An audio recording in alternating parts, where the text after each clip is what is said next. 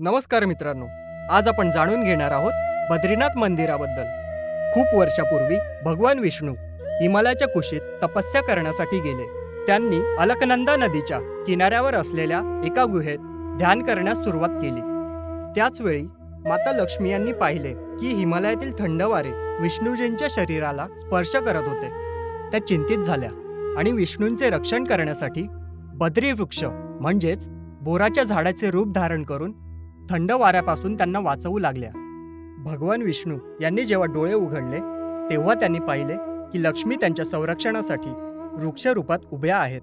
ते भावुक झाले आणि म्हणाले, आजपासून हे स्थान बद्रीचे स्थान म्हणून ओळखले जाईल।